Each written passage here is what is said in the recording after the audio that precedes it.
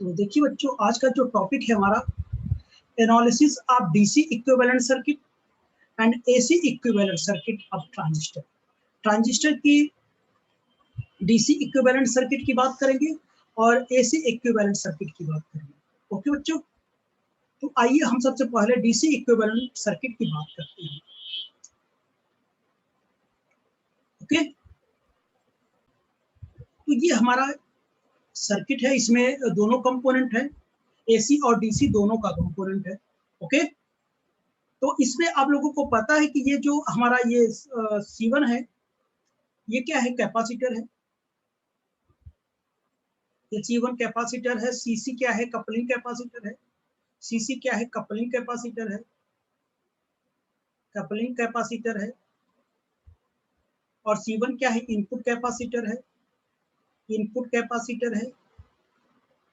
और CE क्या है? बाईपास कैपेसिटर है। बाईपास कैपेसिटर है। इतनी चीज आप लोग जानते हैं। तो हमको यहाँ डीसी एनालिसिस करना है। डीसी एनालिसिस,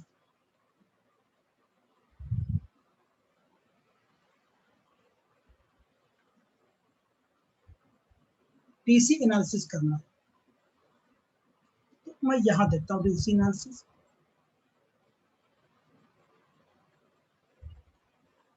डीसी एनालिसिस करना है। तो देखिए, इसमें अभी दोनों टाइप के हैं।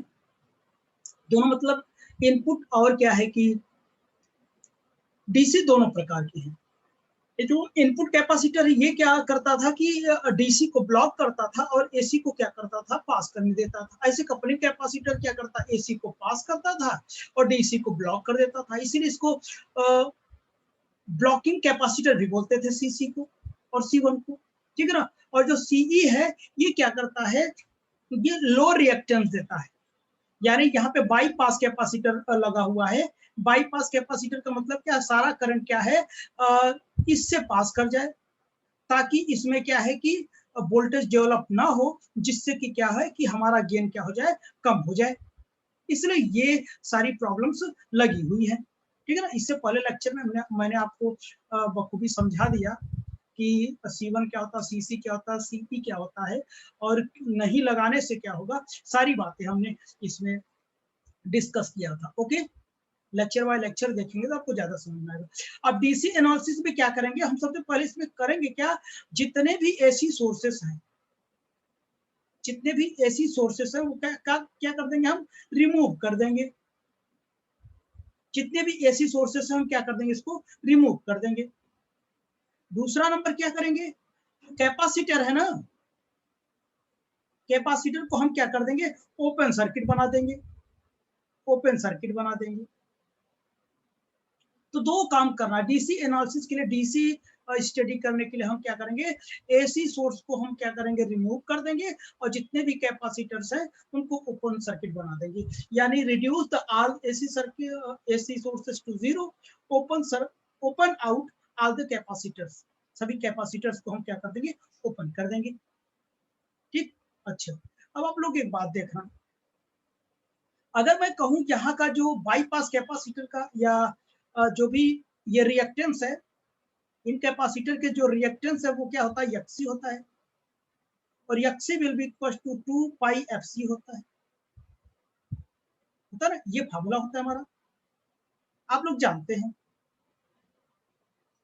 अगर मैं डीसी एनालिसिस की बात करूं, डीसी एनालिसिस में जो फ्रीक्वेंसी होती है वो कितनी होती है? 0 होती है। जब फ्रीक्वेंसी 0 होगी तो यहाँ पे जब हम क्या करेंगे? 1/0 रखेंगे तो कितनी हो जाएगी? इन्फिनिटी हो जाएगी। यानी हाई रिएक्टेंस देगा। हाई रिएक्टेंस देने का मतलब क्या है? ये डीसी को क्या कर देगा? ब्लॉक कर देगा।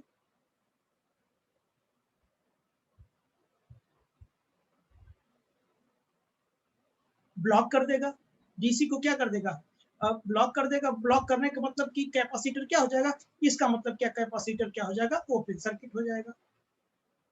ओपन सर्किट यानी कैपेसिटर, यानी रिएक्टेंस कैपेसिटर का इन्फिनिटी होने का मतलब उससे कोई करंट पास नहीं करेगा, यानी ओपन सर्किट जैसा क्या करेगा? बिहेव करेगा। तो डीसी एनालिसिस के लिए हमको दो ही बातें करनी है। सभी एसी सोर्सेस को रिमूव कर दूं और कैपेसिटर को मैं क्या कर दूं? रिमूव, वो ओपन सर्किट बना दूं। तब देखना इसका जो इक्विवेलेंट सर्किट हो जाएगी हमारी, कितनी हो जाएगी वो देखना आप लोग। यहाँ पे देखना, इधर इसकी जो फिगर है मैं उसको कंस्ट्रक्ट करता हूँ। तो ये हमारा क्या है, ट्रांजिस्टर है, ये ट्रांजिस्टर है, यहाँ आरसी लगा हुआ है और यहाँ क्या लगा है, वीसीसी लगा है, आपको पता है। यहाँ पे ये R1 होता है और ये क्या होता है, ये R2 होता है। और यहाँ पर होता है, यहाँ पर क्या है, यहाँ पर RE है और इसको मैंने ऐसे कनेक्ट कर दिया, ये ग्राउंडेड है, ठीक। और यहाँ पर बताइए, ये कैपेसिटर, इसको ओपन मैंने बना दिया, अभी मैंने बताया ना, इसको ओपन कर देना है,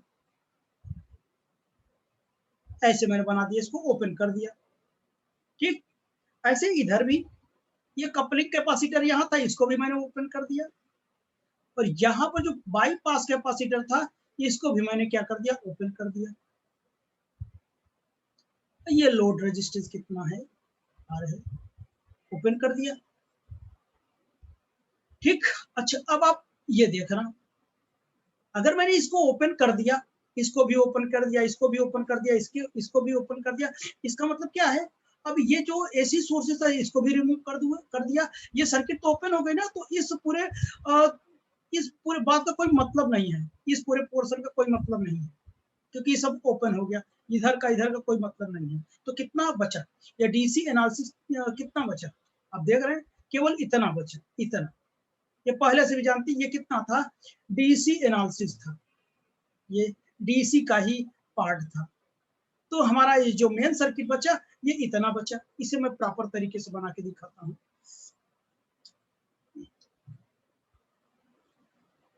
ठीक बच्चों, डीसी इक्विवेलेंट में क्या बचा, मैं ये ट्रांजिस्टर बना दिया, ये मैंने आरई बनाया और ये मैंने आरसी बनाया और वीसीसी बना दिया। यहाँ R1 हो गया, ये R2 हो गया, ये R1, R2,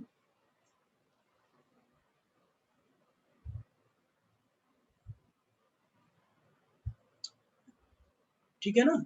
और ये हमारा आउटपुट हो जाएगा, ये हमारा इक्विवेलेंट सर्किट बन गया। किसकी है ये, डीसी एनालिसिस की सर्किट बन गई हमारे पास। अब देखिए, एनालाइज करें, क्या सही है।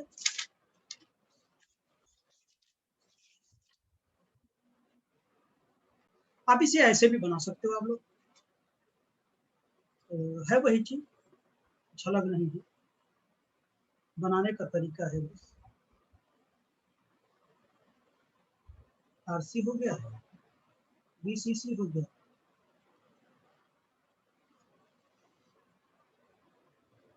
सबको मैंने ग्राउंडेड कर दिया, क्योंकि नेगेटिव टर्म यहाँ पॉजिटिव है तो नेगेटिव इंड कहीं होगा ना, यहाँ से ऐड होगा, जैसे यहाँ से ले आता नेगेटिव टर्म से, ठीक है ना। तो ये ग्राउंडेड कर दिया।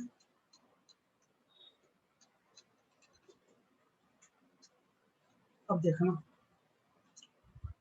तो इसे भी क्या कर दिया मैंने, ग्राउंडेड कर दिया, इसे भी ग्राउंडेड कर दिया। और यहाँ से मैंने ये आई भी फ्लो करेगा,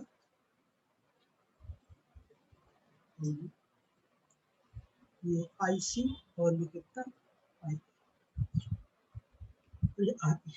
तो चलिए एक नोट पॉइंट यहाँ पे है, यहाँ पे जितने भी करंट वोल्टेज हम यूज करेंगे सब कैपिटल लेटर से यूज करेंगे, क्योंकि डीसी एनालिसिस में हमने क्या किया था, जो ये आईबी क्या था, डीसी कलेक्टर करंट था, आईई क्या था, डीसी इमिटर करंट था, आईबीडीसी क्या बेस करंट था।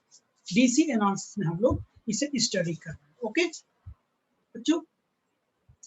और इस इक्विवेलेंट सर्किट से हम क्या करेंगे, जितने भी करंट है वोल्टेज है, इजिली हम क्या कर सकते हैं, कैलकुलेट कर सकते हैं। तो आइए देखते हैं इसके बारे में हमने कुछ मेंशन किया है, कुछ लिखा है, तो उसके बारे में हम लोग पढ़ लेते हैं, बाकी सब कुछ यही है। DC equivalent circuit of the transistor. In DC equivalent circuit only DC conditions are to be considered, thus we assume that no signal is applied. सारा चीज मैं बता दिया। Since direct current cannot flow through the capacitor, capacitor से direct current flow नहीं करेगा। Therefore all capacitors looks like open circuit। यही बताना, कितने भी कैपेसिटर है ओपन सर्किट जैसा बिहेव करेगा in DC equivalent circuit. Therefore to draw the DC equivalent circuit, following two steps are applied to the transistor circuit। Transistor circuit के लिए two steps क्या है कि अप्लाई करने पड़ेंगे। पहला, all AC sources are reduce to zero. दूसरा, all capacitor are open. यही बातें तो मैंने बताया। उसके बाद current and voltage can be easily calculated from this circuit. और बाकी चीजें आप इसे बना लीजिए, ठीक। मैं सारा चीज बता दिया यहाँ पे कर लीजिए, तब हम लोग। तो अब आइए हम एसी एनालिसिस करते हैं। अब ये जो सर्किट है हमारा, इस सर्किट में एसी डीसी एनालिसिस दोनों बना हुआ है इसमें, ठीक है ना। तो एसी एनालिसिस की बात करते हैं। तो आप लोग ये देखा आपने कि फॉर एसी के लिए क्या होता है कि जो रिएक्टेंस होता है वेरी लो होता है। यानी आपको पता है कि फॉर एसी के लिए जो फ्रीक्वेंसी होता है वो क्या करता है, वेरी करता है, ठीक है ना। तो वेरी करता है, तो इसका जो रिएक्टेंस होता है वो लगभग कितना होता है, ये 0 होता है, यानी वेरी लो रिएक्टेंस होता है। जब लो रिएक्टेंस होगा तो यहाँ से करंट क्या करेगा, बाईपास कैपेसिटर से क्या करेगा, इजिली पास करेगा। क्या करेगा, इजिली पास करेगा। वेरी लो रिएक्टेंस होता है इसका, ठीक। तो अब हम एसी एनालिसिस करने के लिए करना क्या पड़ेगा हमको, ऑल डीसी सोर्सेस क्या है, आर रिड्यूस टू जीरो। जितनी भी डीसी सोर्सेस है सबको हम क्या कर देंगे, जीरो कर लेंगे। इसका मतलब यह है कि DC voltage source are grounded. जितने भी डीसी सोर्सेस हैं सबको क्या कर देंगे, ग्राउंडेड कर देंगे। या तो DC current sources are open, या उसे ओपन कर देंगे। यानी हर हाल में डीसी सोर्सेस को जीरो लेना है या ग्राउंडेड कर देना है, ठीक। और जितने भी कैपेसिटर है आर शॉर्ट सर्किटेड।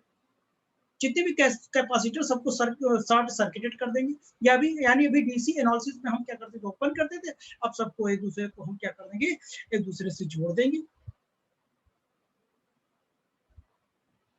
ओके बच्चों, सभी को एक दूसरे से क्या कर देंगे, हम जोड़ देंगे। अब जोड़ने का मतलब ये है, तो देखिए इसका इक्विवेलेंट सर्किट हम बनाते हैं एसी एनालिसिस का। आप देखते रहिए, सभी डीसी सोर्सेस को क्या कर देंगे हम, या तो ग्राउंडेड कर देंगे या तो जीरो कर देंगे। जीरो मतलब ग्राउंडेड ही हुआ। तो ये देखिए, ये मेरा क्या है, ट्रांजिस्टर है,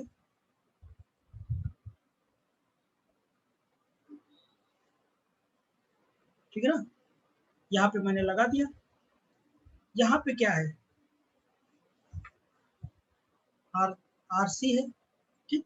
इसको मैंने अभी बताया कि ग्राउंडेड कर देंगे। इसको क्या कर देंगे, डीसी सोर्सेस को हम क्या कर देंगे, ग्राउंडेड कर देंगे। मैंने ग्राउंडेड कर दिया, ग्राउंडेड कर दिया, ठीक।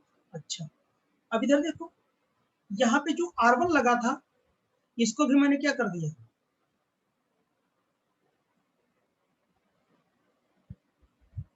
इसे भी मैंने ग्राउंडेड कर दिया। ये हमारा R2 है, R2 को मैंने इधर इसको म्यूट करा दी। ये भी पूरा ग्राउंड से कनेक्ट है, पहले से जानते हैं। और जो ये हमारा C था, इसको मैंने क्या कर दिया, शॉर्ट सर्किटेड था। ये जो C1 कैपेसिटर था शॉर्ट सर्किटेड कर दिया। All capacitor are short circuited मतलब जोड़ देना। ये इनपुट सोर्सेस है, इसको मैंने ऐसे मिला दिया। ये R1 R2 है। और यहाँ पे जो कपलिंग कैपेसिटर था यहाँ पर मैंने भी शॉर्ट सर्किट कर दिया, मतलब इसको जोड़ दिया। और यहाँ पे लोड रेजिस्टेंस लगा था RL, ठीक। और यहाँ पर भी मैंने क्या कर दिया, शॉर्ट सर्किटेड कर दिया, ठीक।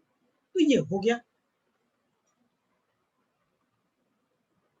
ठीक, तो अब देखना, अब इस सर्किट को हम और कैसे कनेक्ट कर सकते हैं और कैसे जोड़ सकते हैं। तो ये देखो, ये जो पोर्शन ऊपर है, तो क्या मैं इसको भाई ग्राउंडेड कर रहे हैं तो एक डायरेक्शन में लेके आ सकता हूँ, इसको मोड़ के ऐसे कर सकता हूँ कि नहीं, इसको मोड़ के ऐसे कर सकता हूँ कि नहीं, ग्राउंडेड तो है ना, तो एक डायरेक्शन में हम कर लेते हैं उसको, जैसे ऊपर की ओर है, इसको टर्न करके इसको ऐसे टर्न कर लेता हूँ, इसको ऐसे टर्न कर लेता हूँ, कोई दिक्कत।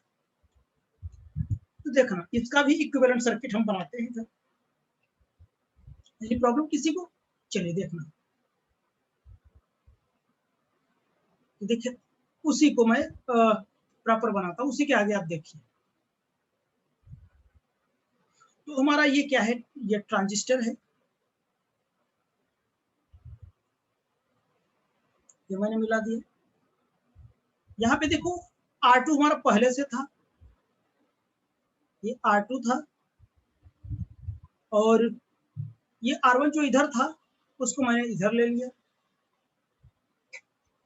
R1 ले लिया, और ये हमारा क्या था, इनपुट सिग्नल था, ये ले लिया, VI इनपुट था, और इधर जो हमारा क्या था, इधर RC था, इसको भी मैंने इधर ले लिया, इधर बना लिया RC, और इधर मैंने लोड रेजिस्टेंस लगा दिया RL, इसको थ्रू हमको मिल जाएगा आउटपुट मिल जाएगा, इसके थ्रू हमको क्या मिल जाएगा, आउटपुट मिल जाएगा। ये एसी एनालिसिस की सर्किट है, मैं इसको सबको क्या कर दिया, मीट करा दिया। इसे ऐसे भी बना सकते हैं आप, ठीक, और इसको आप कैसे बना सकते हैं, इसको सबको ग्राउंडेड भी कर सकते हैं आप, मिला के यहाँ पे एक मैंने ग्राउंडेड कर दिया, ठीक, या तो सभी को ग्राउंडेड कर दीजिए, वो आपके ऊपर डिपेंड करता है आप कैसे बनाते हैं, ओके। तो कुछ लोग ऐसे भी बनाते हैं इसी फिगर को, आप देख रहे हो ना, इसी फिगर को लोग ऐसे भी बनाते हैं।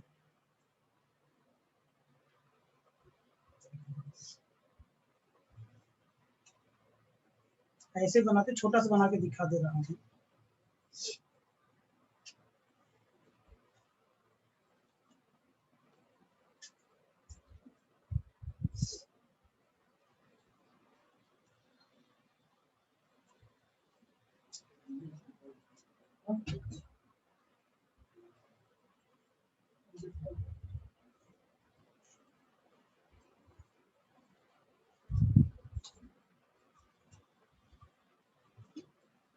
ग्राउंडेड तो हो रहा है ना,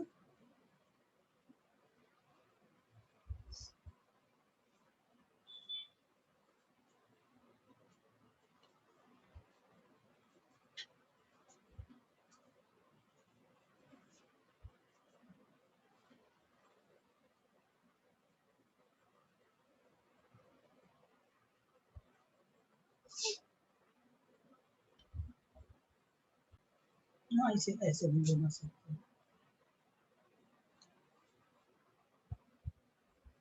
तो ऐसे भी बना सकते हैं, ओके। ये सर्किट बन गई हमारी कंप्लीट, ये एसी एनालिसिस सर्किट है। तो अब आगे देखिए, इसमें जितने करंट वोल्टेज हम लेंगे सब स्मॉल से लेंगे, क्योंकि एसी एनालिसिस का कैपिटल क्या था, डीसी एनालिसिस के लिए था, ओके बच्चों। यहाँ सभी के सभी हम क्या करेंगे, स्मॉल लेटर में लेंगे, क्योंकि एसी एनालिसिस में है सारे करंट एंड वोल्टेज, ठीक है ना। तो यहाँ देखिए, ये जो करंट यहाँ फ्लो करेगा कैसा होगा, यहाँ IB होगा, और यहाँ क्या हो जाएगा, ये IC हो जाएगा, और यहाँ जो करंट फ्लो करेगा वो कैसा होगा, IE होगा।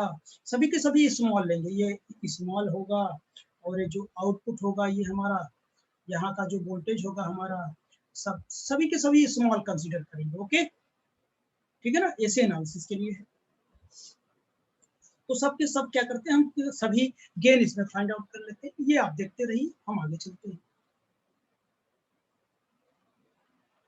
तो थोड़ा इसमें देख लो, मैंने कुछ मेंशन किया है, तो देखिए बच्चों, ये मैंने लिख दिया इसमें, तो आप पढ़ सकते हैं। To draw AC equivalent of the transistor amplifier, only AC conditions are considered while DC voltage may be considered to zero. The capacitor provide an easy path for AC circuit for current to flow and design internationally selects. The value of capacitor are large enough to appear at short circuit, therefore in order to draw AC equivalent circuit. सारी बातें बता दिया, समझाने का कोई मतलब नहीं, ठीक है ना। यहाँ the reduce all DC sources to zero or short of the all capacitor, short circuit कर देंगे. Apply the above two step to the amplifier circuit, we get an AC equivalent circuit shown in figure.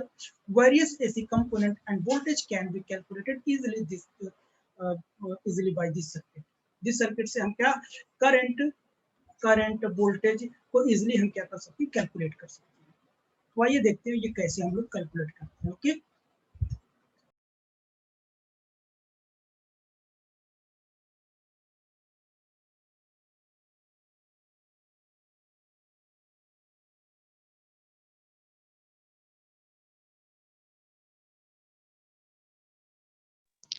Sir जी पहले mic on करिए। यहाँ पे सभी हम क्या करेंगे, स्मॉल में लेंगे, ठीक है ना, क्योंकि ये एसी एनालिसिस है। आईबी हो गया, आईई हो गया और आईसी हो गया, सभी स्मॉल लेंगे। ये वोल्टेज है, ये आउटपुट वोल्टेज है, सभी स्मॉल लेंगे क्योंकि एसी एनालिसिस है। Okay, gain in amplifier, gain in amplifier, ठीक। तो देखिए सबसे पहले हम क्या करते हैं, करंट गेन निकालते हैं। पहला number current gain, current gain definition नहीं लिखूंगा, डायरेक्ट मैं लिख रहा हूं। तो क्या हो जाएगा, करंट गेन क्या होगा, करंट गेन ए आई से करते हैं, AC input current to the AC output current to the AC input current। समझ गए ना, सभी स्मॉल लिखेंगे, बार बार मैं बात बता रहा हूँ, कैपिटल में कुछ नहीं लिखेंगे क्योंकि ये क्या है, AC एनालिसिस है। AC एनालिसिस मतलब AC करंट है, ठीक। करंट गेन है, ये डिफिनेशन आप जानते हैं, मैंने फार्मूला लिख दिया, उस समझ में जाएंगे।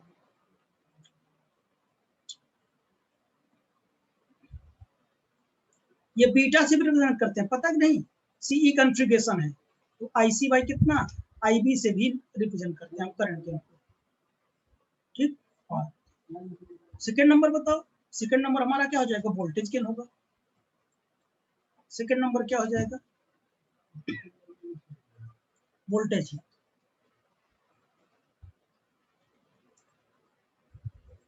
Voltage gain. तो वोल्टेज गेन क्या होता है बच्चों, AC output voltage, AC output voltage भी बात कर रहा हूं मैं, by AC input voltage, AC की बात हो रही है, ठीक है, ये होता है। और ये वी आउटपुट कितना होता है, आईसी और आर एसी, और वी इनपुट बताइए, इनपुट वोल्टेज कितना हो जाएगा, आईबी और आर इनपुट, ठीक। तो यहाँ पे रख देता हूँ, एक बार सब निकाल चुके हैं आप लोग, लेकिन वो डीसी के लिए था। ये आर ए सी बाई कितना, आई बी आर इन, इसे मैं लिख सकता हूँ beta into R A C by कितना, आर इन लिख सकता हूँ, ठीक। A B will be equal to B into R A C by R in. R A C by R in क्या है, रेजिस्टेंस गेन है,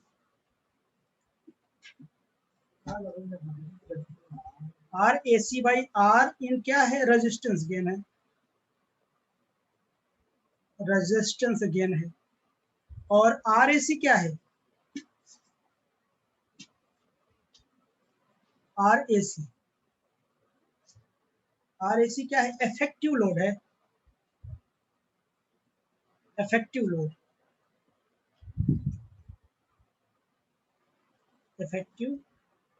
इफेक्टिव लोड है।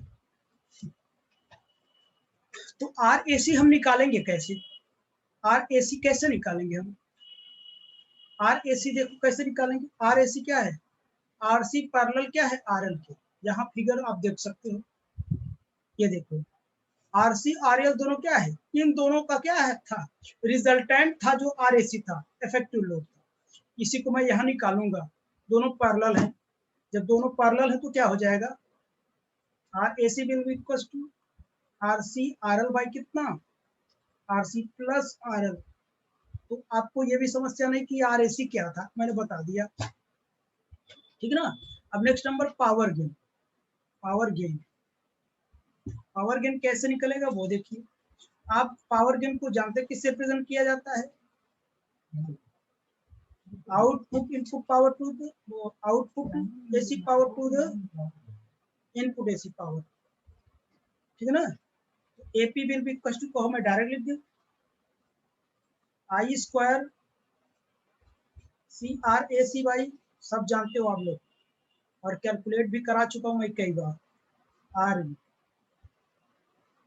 P will be equals to VI होता है, V will be equals to IR, I square R होता है ना, वही मैं रखा हूँ, ठीक। तो यहाँ पर देखो I C square by I B square beta square, और क्या R A C by R in होगा, ठीक। ये पावर गेन हो गया हमारा। तो समझना बच्चों, तो ये चीज हो गया। अब चलिए हम नेक्स्ट टॉपिक की ओर चलते हैं, उसके लिए हमको फिर से कनेक्ट होना होगा, ओके।